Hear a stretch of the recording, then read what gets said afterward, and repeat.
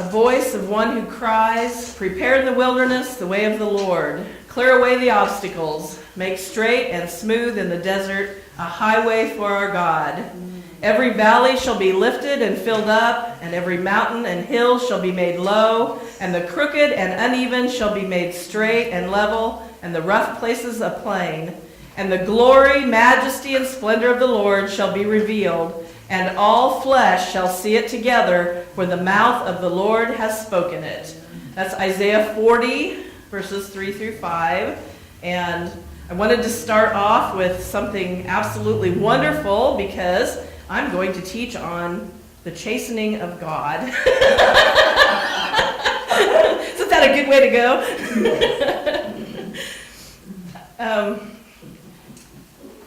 Our body at Revelation Light right now is really in a time of building and changing. There's a lot of stuff going on right now, and there's been a lot of things going on with me individually, and I know I've talked to several people that have had some pretty big things going on in their life too. And so I felt like the scripture is so good. You know, in the NIV, it had the title "Chastening of God" or something like that at the beginning of these scriptures in Hebrews, and so I thought, well, that's kind of not a very good title, but when I start telling you what chastening is, it really is a good thing, you know, and it's exciting to me, the things that he's doing. So I'm going to start out with giving you the definition of what chastening means, and I have 3 things listed here. The first one says, to correct by punishment or reproof. I didn't like that one very well. The second one is to restrain or subdue. That's a little better. But the last one was the one that really caught my eye. To rid of excess, to refine or purify. Yeah. And that is what God is doing in us right now. He is getting rid of all this excess stuff that's been holding us back and holding us down, and he is purifying his body. And that's exciting to me, very exciting. And the other thing that I wanted to define, because it's also in part of the scripture that I'm going to read, is what bitter root or wormwood definition. And just about every time bitter root is mentioned, or root of bitterness, they talk about wormwood, which is a plant. So I looked up what wormwood was, and it's a very bitter tasting plant, and they use it to make absinthe, which is like a liqueur or something. I'm not sure what that is, and they use it in flavoring some wines. And it's considered something harsh or embittering, grievous, or extremely unpleasant. And bitter roots are very unpleasant. And then the other thing that I thought was interesting about it is that bitter or wormwood is used in companion planting to suppress weeds. So like if you were doing like a flower bed and you wanted to keep the weeds out of it, you would use that on the edges to kill out the weeds. And how it does it is it secretes substances that inhibit the growth of the surrounding plants. And when I thought about that, I thought, that's exactly what a bitter root does when it's inside of us. It stops the work of God in us. It affects everything that it touches, and it causes those things to stop. So we don't want those things in us, but I'm finding out it's really hard to just say I don't want it and it be gone. I wish it was that easy, but it isn't. So I'm going to read you scripture in Hebrews, in chapter 12 of Hebrews. And I'm going to start in verse 7. If you endure chastening, God deals with you as with sons. For what son is there whom a father does not chasten? But if you are without chastening, of which all have become partakers, then you are illegitimate and not sons. Furthermore, we have had human fathers who corrected us, and we paid them respect. Shall we not much more readily be in subjection to the Father of spirits and live? For they indeed for a few days chastened us as seemed best to them, but he for our profit, that we may be partakers of his holiness. And I'm going to stop there for a minute because I got to thinking about one of the things that God has been showing me in my life is my relationship with my mother is not very good, and it has affected my relationship with God. And so when I read that we paid our fathers respect, I got to thinking, there's a lot of people out there that didn't have very good fathers either. And something was said, I don't know whether it was teaching or I was talking to someone about the only commandment with a blessing is honor your father and your mother, then you will live a long, full life in the land the Lord your God has given you. Okay, it's really hard to show respect or to love someone who's treated you poorly. But God is trying to show us that it's not the natural man that we're to give. You don't respect the action. You don't respect the action that has happened, but you respect the position as parent. And so I know, myself included, that because I have a tainted view of my parent, my mother, it's hard for me to show respect to God in that sense. And so he's starting to show me, don't look at what she's done. You don't have to respect the things that she's done. And same with your father. If your father's done something to hurt you, you don't have to respect those things that he's done. It's the position of mother and father that he wants us to begin to respect. And it will change how you look at God and how you respond to him when you stop looking at the things that natural man does and think about what he does as a parent. And then verse 11, it says, now chastening seems to be joyful for the present, but painful. Yeah, both. Nevertheless, afterward it yields the peaceable fruit of righteousness to those who have been trained by it. And then in verse 12, therefore strengthen the hands which hang down and the feeble knees, and make straight paths for the feet, so that what is lame may not be dislocated, but rather healed. And I'm going to stop there for a minute because if you go back up to the chastening part, and he's saying that we show our parents respect, we show him respect. All of these things that he's saying about healing in that, when we begin to show respect in that area, the healing in our bodies will begin to come. The healing in our relationships will begin to come. All of those things are connected. He's not... It was very difficult for me to look at chastening or correction as being a good thing because of being punished, growing up. So it's kind of hard to correlate that as a good thing. But even as, even with Martina and raising her up and having to correct her on things, God started showing me that whenever you have to change someone's direction, you have to give them someplace to go.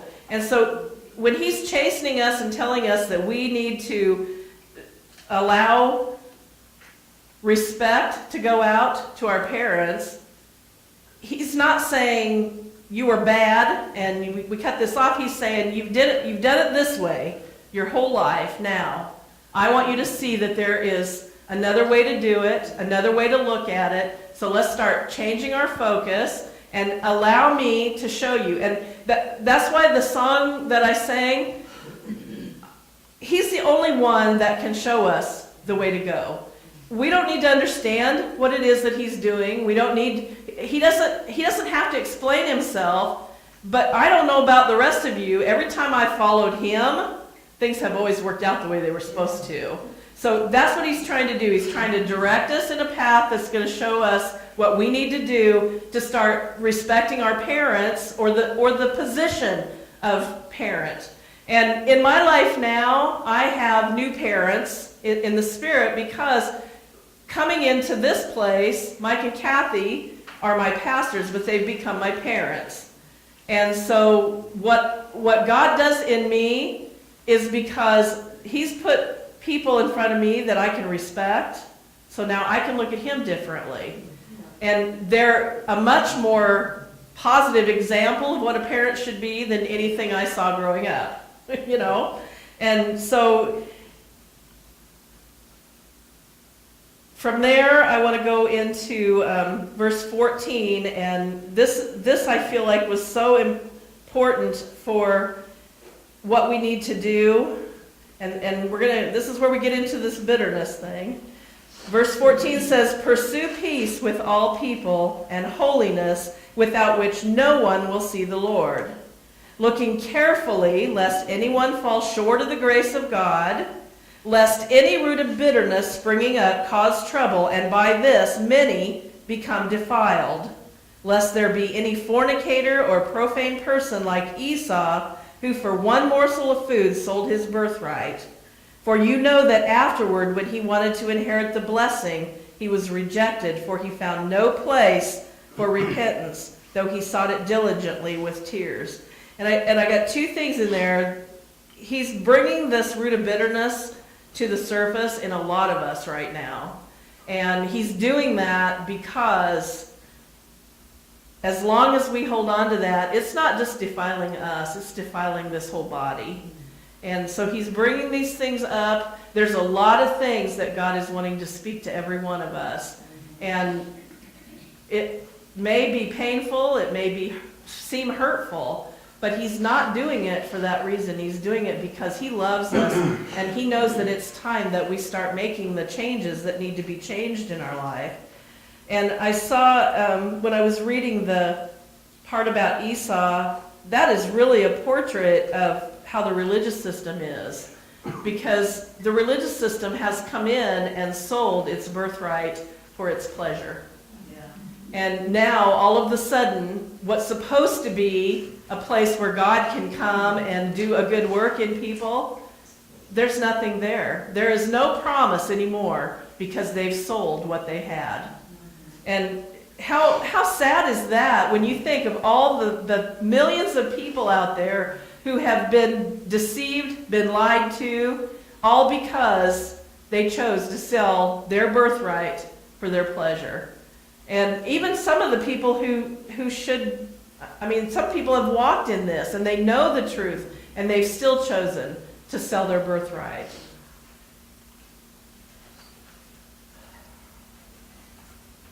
I'm going to read again the Isaiah 40 scripture that I started with, in verse 28. Have you not, oh no, this is on down farther, sorry. Isaiah 40, but it's down farther. Have you not known? Have you not heard? The everlasting God, the Lord, the creator of the ends of the earth, does not faint or grow weary. There is no searching of his understanding. He gives power to the faint and weary, and to him who has no might he increases strength, causing it to multiply and making it to abound. Even youth shall faint and be weary, and selected young men shall feebly stumble and fall exhausted. But those who wait for the Lord, who expect, look for, and hope in him, shall change and renew their strength and power. They shall lift their wings and mount up close to God as eagles, mount up to the sun. They shall run and not be weary. They shall walk and not faint or become tired.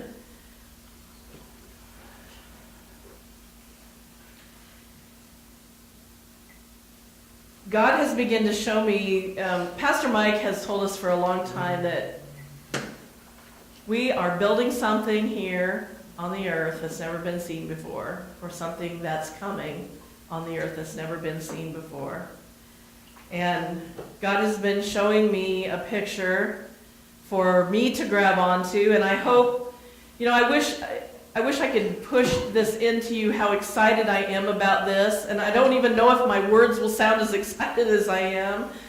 But God started showing me that in this body, in Revelation Light of Jesus Christ, God has begun to build an intimate relationship with a people that has never been seen on this earth.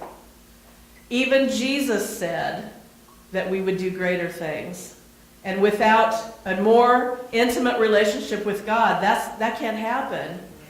So we, as a body of Revelation Light, He has chosen us to begin to build this relationship, this ark of relationship with Him. And right now, He's clearing the ground. Because I got to thinking, when Noah built that ark, it wasn't just a motorboat. It was huge. It was supposed to hold hundreds of people. And so this huge thing, it's not going to fit in the yard. There has to be ground cleared to build this on. And in order for us to clear ground, we're going to have to chop down trees, and we're going to have to start getting those roots pulled out, because in order to get the ground cleared, the roots have to be dug out. We're the roots. Those bitter things that are in us have to be pulled out so that ground can be cleared, because He's calling us to build this ark, you guys. He sees us in a way that He's not got anybody else to look at. And you guys have been building this part of it for 20-some years, 25-plus years. You've been building on that relationship with God, because that's what He's wanting. He's wanting that intimate relationship to become so big that when it comes alive, when that thing is built and the storms come, we're going to be ready for it. Every person in here has a calling on their life. And we're going to start stepping into those places. As He starts pulling those roots out of us, those things start dying off, we're going to start stepping into places we've never stepped into before. And I'm telling you, I did it tonight. I stepped into a place I haven't stepped into before, because if I'm going to get up here and tell you that you guys are going to do that, then I better be doing it. I did it. I did it tonight. And was it easy? No, it wasn't easy. But it's exciting, because God's doing a greater work in us right now, and He's got some big things planned for every person in this place. Every one of us has wonderful things that He's done in us. In 1 Chronicles chapter 28, verse 9,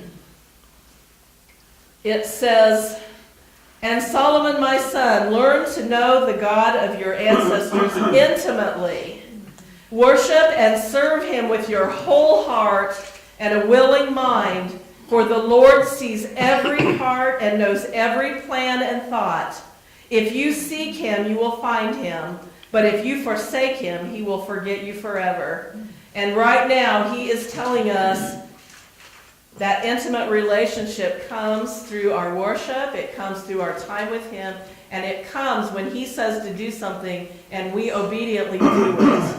And I've had some instances in the past week where I've been a very naughty girl.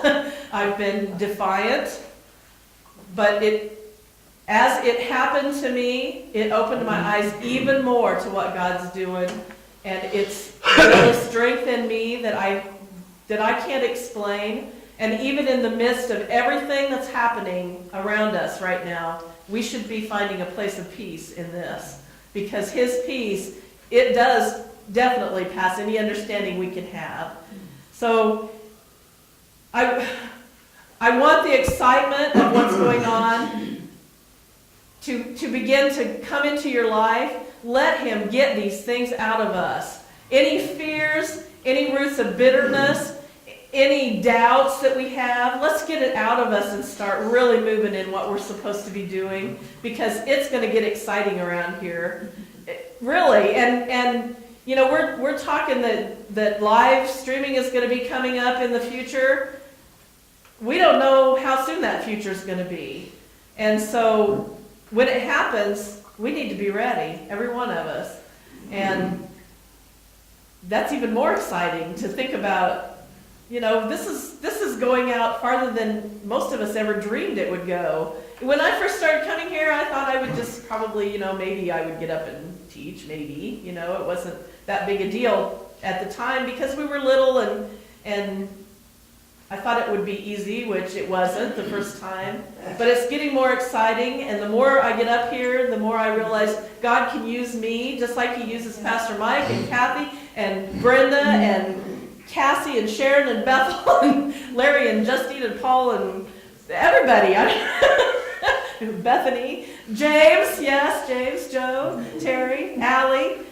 And there's so many things that God's doing in every one of us right now. And, I really wanted to share one thing. God has been, putting on my heart some things to pray for you guys. But one thing that I wanted to share with you is something that I got for Allie. And it's because of when we were in worship one day here, and Allie began to sing the chorus of a song, and we just all listened to her. And she very forcefully let us know that we were to be joining her.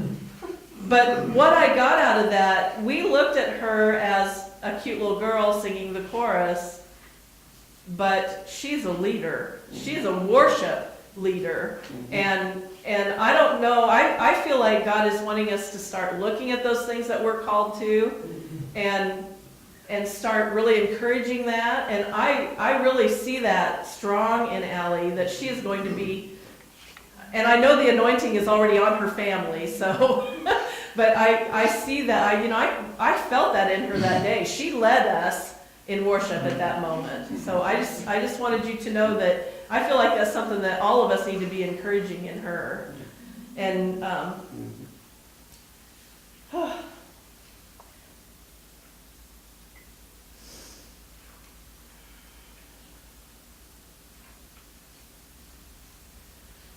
so I don't want us to end up like Esau, like the rest of the religious system, and start selling our birthright. I want us to take this seriously, because this is exciting, you guys. And I just want to jump up and down because I'm so excited about what God's doing. And I want everyone to start feeling that excitement. And like I said, it's not going to be easy because He's revealing things in me that are really ugly, and I want them gone. And it's not been easy, and it's not going to be easy for anybody to get through these things. But it's so worth it in the end. It's so worth it. So that's all I have right now. I feel like there's more stuff coming, but it's just not here right now. So that's all I have right now.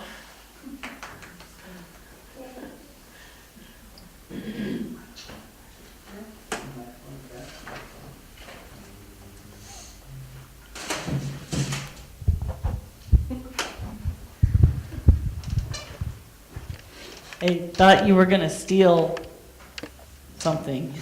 When you first started reading that, the very first scripture that you read out of Isaiah, I cannot believe that you got that, because just last week, and I thought maybe I was going to do my next teaching on it, and I thought she's going to say what I was going to say because I have something else now for my next teaching. But so I wanted to share this because it goes right along with what you're saying. Because when you just read that, that says, I've been listening to the song that talks about bringing the mountains low and the valleys, bring the valleys high and the mountains low, and the crooked places straight and all that kind of stuff. And pretty much every time you ever hear people say that or talk about that, it's about our paths. It's about, God, you come and make my path straight. You bring my mountains down, and you bring my valleys up, and you make my plain level so that it's easy for me. That's not what that says. That says we are to bring the mountains in us down and the valleys in us up, and take the crooked places and make them straight and make a path for Him to come. Yes. And that's exactly what you're saying. The ground. Yes. We're clearing all that stuff in us. We are bringing these high places that have been in us our whole lives, and in our ancestry and everywhere. We're bringing those high places down and bringing those low places up, and straighten out those crooked paths so that He has a way to come. Because that's the whole the purpose of what you're saying. We're going to get benefit out of that because we get free. But the purpose is not for us to be free. The purpose is so for Him to come, and He can't come when there's no path to get through us. When we're bitter and clogged up, and He wants to come and speak to somebody, He can't. We're cutting those things off constantly. There's no path for Him to come. If I'm bitter and I'm looking at you with bitterness because you did something I don't like, and He's wanting to come speak to you through me, He can't, because I've got that high place. Yep. so his path is not straight. So that's why he's doing all this, and that's why we're doing all this, is not so that we can be free, although we get that side benefit from it. Right. But it's so that he has a way to come, so that he has a straight path to be able to do what he needs to do in the earth.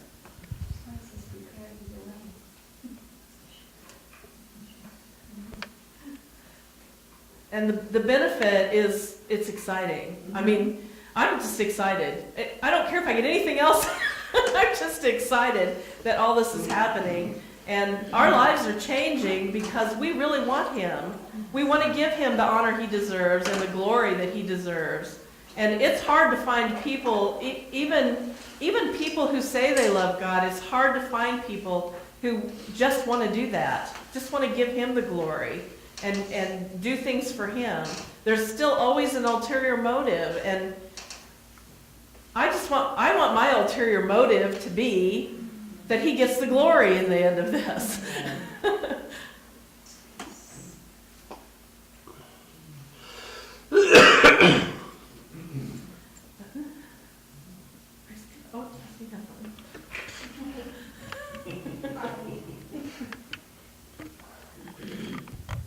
I got a picture when you were talking about clearing the land.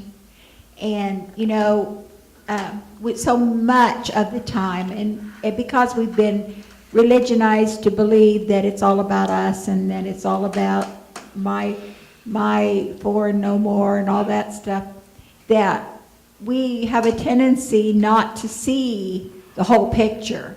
And when you were talking about clearing the land, I saw a picture of one tree in the middle of all that clearing. And I thought, would I want my tree to be the one tree that did not allow the whole thing to come to pass, the thing that's never been seen on the earth? Would I want it's not about me. If I would be the one that would refuse to uproot my root of bitterness and keep my tree standing there, I would prohibit the entire thing that's coming on the earth. And I mean, you know, that's what most people don't know there's something coming on the earth that has never been seen. And most people don't have that, that they're looking forward to, but we do. And so at this point, the last thing in the world any one of us would want to do is prohibit that thing from happening on the earth because of our own root of bitterness. So to me, that's exciting that, yes, God, take it fast, take it out of here, because I want to see the clearing. I want to see the land cleared so that that wonderful thing that Jesus is going to do is free to be done.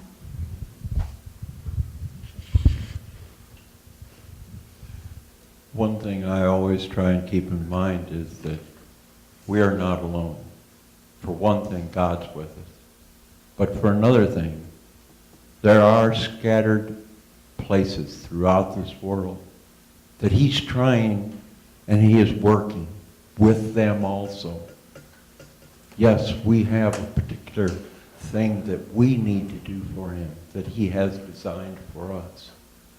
But he is designing things for others to do also, so that the whole body can come together and his world, his kingdom, can be brought into its fullness.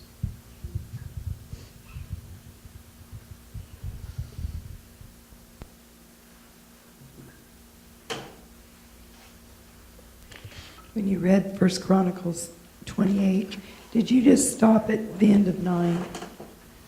I guess I wasn't hearing any further, but It must have, yeah. I really liked what mine says. I'm going to read it all again. It says, "And my son, learn to know the God of your ancestors intimately. Worship and serve him with your whole heart and a willing mind. For the Lord sees every heart and knows every plan and thought. If you seek him, you will find him. But if you forsake him, he will reject you forever. So take this seriously. The Lord has chosen you to build a temple as his sanctuary. Be strong and do the work. That's very good. That's very good.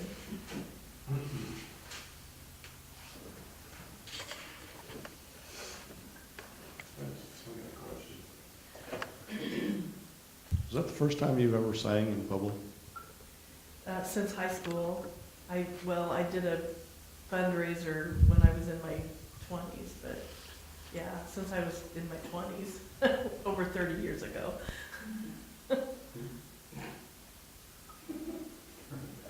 Years ago, you told me, I will not do that. You have to tell everybody that too, don't you? So that's, You will not sing. yeah, because I told her, I said, I think you have this gifting. And she says, I will not sing. See, I'm a very So, defiant child. no, you were just stating a fact, but it's just cool because you know how God has been changing and moving and working on you, and then, you know, you had the guts to sing prophetically, just, you know, a cappella, you know, spiritual songs and stuff, and so it's just a real blessing, you know, to see you change and grow and say, yes, Lord, I'll do it. If you want me to do it, I will do that. And I think, wasn't that, Terry, your first time playing publicly for somebody to sing a song? Mm-hmm. Yeah, I thought so. So there was another first. So we got to experience 2 firsts tonight. That's a real blessing. You did awesome. It was great. You want to share with them how it came about? Well, because I started, you know, really asking God, whatever it takes, God, to get this root of bitterness out of me, whatever it takes, you know. And I've been praying that, and I don't remember, I think it was on a Sunday after service, I went up, yeah, it was, Terry was at the piano. And I just went right up there and asked if she could learn a song. And then after I did it, all of a sudden I realized, oh no, now I have to sing it.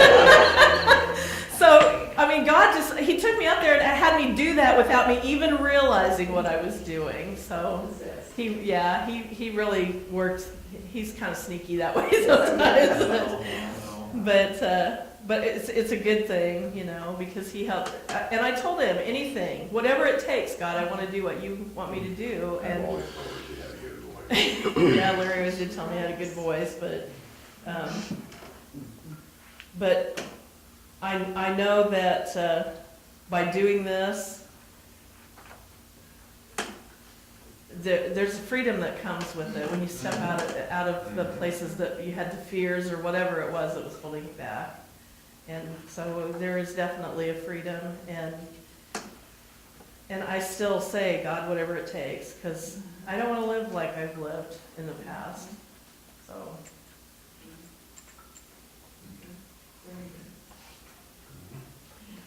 And it's Wednesday night, so does anybody want to pray? Oh, yes, back there. Yeah. Father, thank you that you've chosen us, and we want to be responsible with what you say. We don't just want to speak it out and not actually do it, because that's not what you want. You say that what you say will be done, and we will be the ones to make it happen. Tear out this bitterness in us, not so we can feel better, but so you can come, and so you can get what you deserve and what you paid for. And we love you, and we want to be close to you. We want to feel your heartbeat and breathe when you breathe, and say what you say. We love you, God.